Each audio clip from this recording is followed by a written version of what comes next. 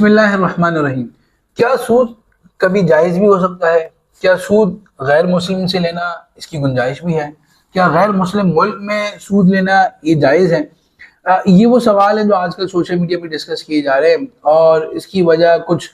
لوگ لٹریچر بھی پیش کرتے ہیں، کچھ فتوے بھی پیش کرتے ہیں۔ تو ہم نے سوچا کہ آج اس موضوع پہ ہم بات کریں، اور خاص طور پر ہمارے وہ ناظرین جو غیر مسلم کنٹریز میں رہتے ہیں وہ آج اس مسئلے کو غور سے سنیں۔ دیکھیے، اگر ہم قرآن و حدیث کی روشنی میں سود کو دیکھتے ہیں تو اللہ تعالیٰ نے اگر سود کو اعلان جنگ قرار دیا ہے تو اس میں کلاسیفیکیشن نہیں کی کہ یہ سود آپ نے نان مسلم سے لیا ہے، مسلمان سے لیا ہے، یا نبی کریم صلی اللہ علیہ وسلم نے اگر سود لینے اور دینے والے پہ لعنت فرمائی ہے تو یہ فرق نہیں بیان کیا کہ آپ نے یہ غیر مسلم کنٹری میں سود لیا ہے یا مسلمان کنٹری میں سود لیا ہے۔ اسی طرح ایک ایک سود کے درہم پر جو وعیدیں فرمائی گئی ہیں ان میں یہ کوئی ڈفرینسیشن ہمیں نہیں ملتی کہ بھائی یہ درہم آپ نے، اس کا سورس کیا تھا، اس کی کاؤنٹر پارٹی کیا تھی، اس کا بینیفیشری کیا تھا، ٹھیک ہے جی۔ یہ فرق نہیں بیان کیا، بلکہ کہا گیا کہ ایک سود کا روپیہ لینا نعوذ باللہ اپنی محرم کے ساتھ غلط فعل کرنے سے 77 ٹائم زیادہ، 77 ٹائم زیادہ گناہ ہے۔ تو اس میں جو ایک درہم کہا گیا ہے سود کا، وہ اس کا سورس نہیں بتایا گیا۔ تو اگر ہم ان قرآن و حدیث کی نصوص کو دیکھیں تو ہمیں بہت کلیئر معلوم ہوتی ہے کہ سود جو ایک پروسیس ہے، وہ پروسیس آپ کہیں بھی کریں، مسلمان ملک میں کریں، غیر مسلم ملک میں کریں، یا آپ مسلمان کے ساتھ کریں، غیر مسلم کے ساتھ کریں، اس میں کوئی فرق نہیں ہے۔ جیسے آپ دوسرے گناہوں کو دیکھ لیں، نعوذ باللہ کوئی شراب پیتا ہے یا بدکاری کا عمل کرتا ہے تو وہ ڈزنٹ میٹر کہ وہ اس کو دینے والا مسلمان تھا یا غیر مسلم تھا، اس نے غیر مسلم ملک میں یہ کام کیا، کبھی بھی یہ سوال نہیں اٹھتا کہ بھئی ہم نان مسلم کنٹری میں بیٹھ کے شراب پی رہے ہیں تو جائز ہے ناجائز ہے، یہ سوال نہیں اٹھتا۔ اس لیے آپ دیکھیں کہ مسلمانوں کے تمام ادوار کے تمام فقہاء کرام کی اکثریت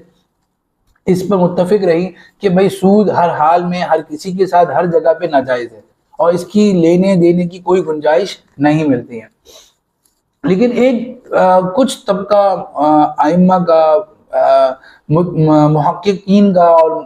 فقہاء کرام کا ایسا رہا جنہوں نے ایک خاص قسم کی لین دین کی اجازت دی، جس کو لوگ مس یوز کرتے ہیں یا اس میں ان انٹینشنلی ان کو غلط فہمی کا شکار ہوتا ہے، اور اس کی وجہ سے یہ آواز اٹھتی رہتی ہے کہ کیا نان مسلم کنٹریز میں مسلمان سود لے سکتا ہے۔ دیکھیں، ایک خاص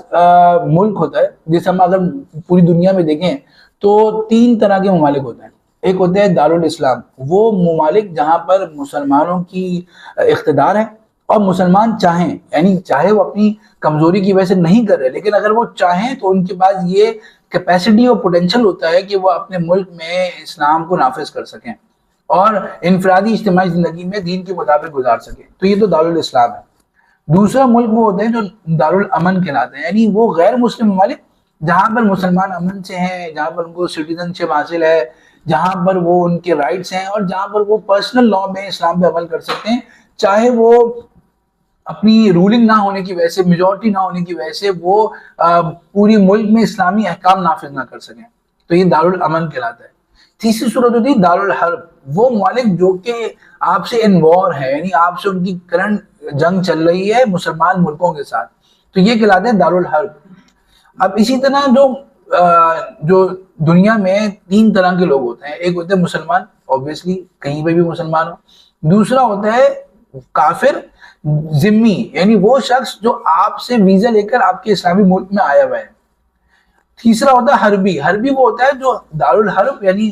جو ملک آپ سے وار میں ہے اس ملک کا باسی ہے،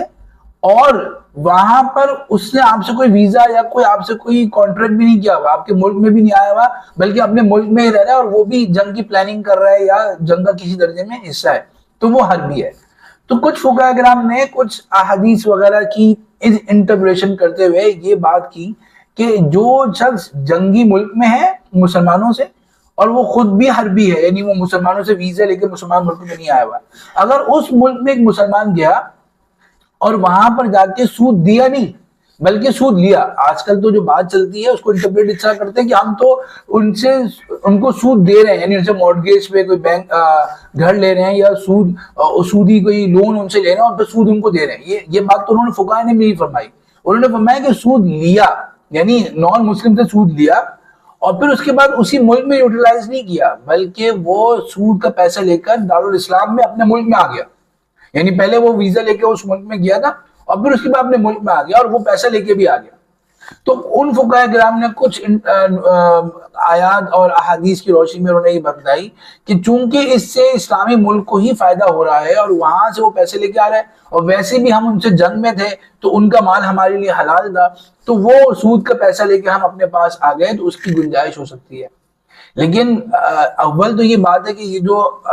جو تحقیق تھی یہی جمہور فقہاء نے اس کو قبول نہ کیا اور فتویٰ اسی بات پر ہے. فقہ حنفی میں بھی اس پہ فتویٰ ہے اور تمام محققین نے اس پہ فتویٰ دیا ہے کہ سود ہر طرح سے ناجائز ہے. اچھا, جن علماء نے اس کی گنجائش دی انہوں نے بھی کہا کہ یہ سود ہے ہی نہیں تو اس لیے اس کی گنجائش ہے. ٹھیک ہے,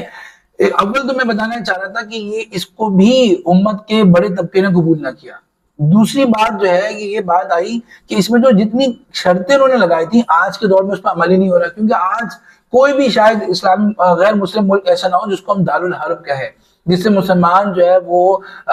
جنگی حالت میں ہو. ایک آدھ ملک ہیں ان کے علاوہ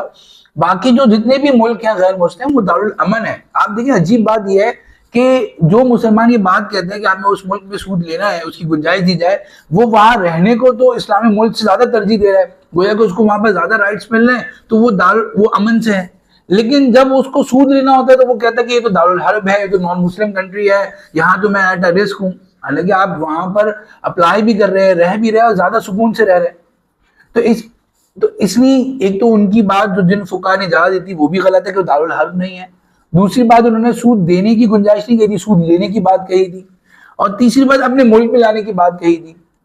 تو ان فقہاء کی تحقیقات کے مطابق بھی جائز نہیں ہوگا.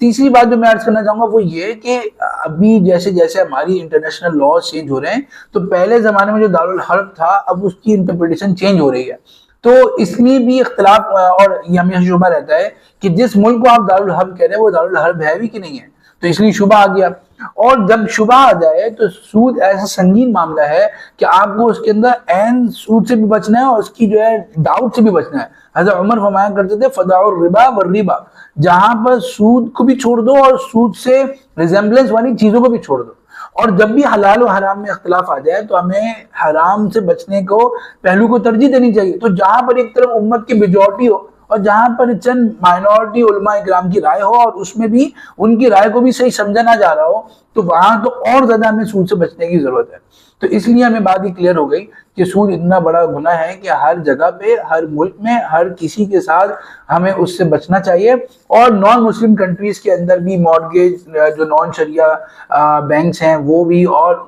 نان اسلامک انٹرسٹ بیس بینک کی نوکری اور انشورنس کی نوکری جائز نہیں ہے. اور اگر ہم آج دیکھیں تو آج یہ مسئلہ اتنا زیادہ بھی نہیں ہے بیکاز اب تو تقریباً سبھی غیر مسلم کنٹریز میں اسلامک بینکنگ موجود ہے. آپ دیکھیں امریکہ ہو, کینیڈا ہو, یو کے ہو اور آسٹریلیا ہو, ہر ملک میں تقریباً اسلامک بینکس موجود ہیں, شریعہ اسکالر کی زیر نگرانی کام کرنے والے اسلامک فائنینشیل انسٹیٹیوشن موجود ہے, اسلامک تکافل موجود ہے. تو اب تو وہ ضروریات جو آپ کو ایک نان مسلم کے سود پر مبنی بینک سے پوری کرنی تھی وہ بھی تقریباً ساری اسلامی بینک سے پوری ہو رہی ہیں, تو اب اس کی ضرورت بھی نہیں رہتی. تو اس لیے اس طرح کے جو لٹریچر ہے, اس طرح کی ویڈیوز سے کنفیوز ہونے کی ضرورت نہیں ہے اور ہمیں بالکل فرم ویو رکھنا چاہیے کہ سود ہر حال میں گناہ ہے.